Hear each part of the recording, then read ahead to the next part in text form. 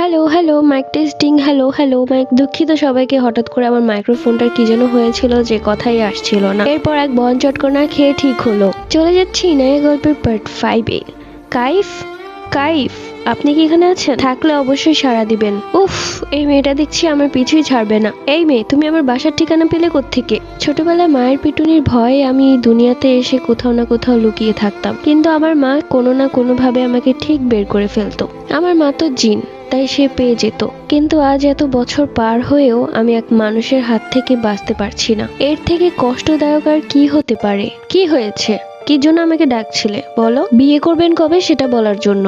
এই মেয়ে, তুমি কি পাগল? তোমাকে এতবার করে বলছি, তুমি কি বুঝতে পারছো না? কি রে বেটা কাইফ, তুই বিয়ে করলে আমাদেরকে বললিও না? ভাইয়া আসসালামু আলাইকুম। ওয়ালাইকুম আসসালাম। তাহলে আপনি আমাদের ভাবি? জি ভাইয়া, আপনাদের দোয়াতে আমি এখন আপনাদের ভাবি, মানে কাইফের বউ। মানে কিসের বউ? রিয়াদ, ভুলেও তুই এই মেয়েটার কথা বিশ্বাস করবি না। এই মেয়েটার মাথায় সমস্যা আছে। আজ কয়েকটা দিন ধরে সে আমাকে বিরক্ত করছে। থাম দোস্ত, তুই আর কথা বলিস না। তোর থেকে এটা আশা করিনি। বিয়ে করেছিস, একটা মিষ্টি পর্যন্ত খাওয়াতে পারলি না? তুই আবার কেমন বন্ধু রে? রিয়াদ, তুই আমাকে ভুল বুঝছিস। তুই ওর কথা বিশ্বাস করিস না। ভাইয়া, আপনাকে আরো একটা কথা বলার ছিল। কি কথা বলেন না ভাবি? সেটা হলো আমি কাইফের বাচ্চার মা হতে চলেছি। নাউজুবিল্লাহ, এমন মিথ্যা কথা বলতে তোমার এক ফোঁটাও ভয় লাগলো না? দোস্ত কাইফ, তার মানে আমি চাচ্চু হতে চলেছি? এত বড় একটা বিষয় আর তুই আমাকে জানাসনি? দাঁড়া, আমি এক্ষুনি গিয়ে তোর পরিবারকে জানিয়ে আসছি। চর খাবি রিয়াদ?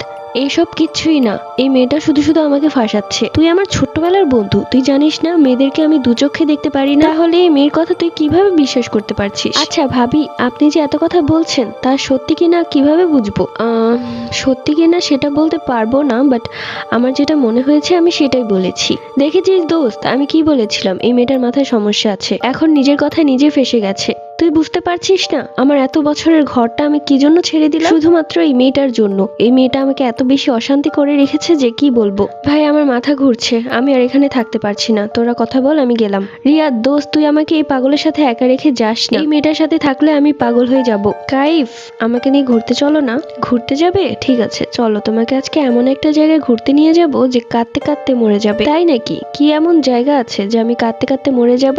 আমিও গিয়ে দেখবো। ঠিক আছে, চোখ বন্ধ করো। ঠিক আছে, করলাম। এবার চোখ খুলো, দেখো তো কোথায় এসে পড়েছো। ও বাবারে, এটা কোন জায়গা? এত অন্ধকার কেন? কিছুই তো দেখতে পাচ্ছি না। ইস, এই বাজে দুর্গন্ধ আসছে কোত্থেকে? কি বলছো? আমরা তো ঘুরতে এসেছি। বমি আসছে আমার।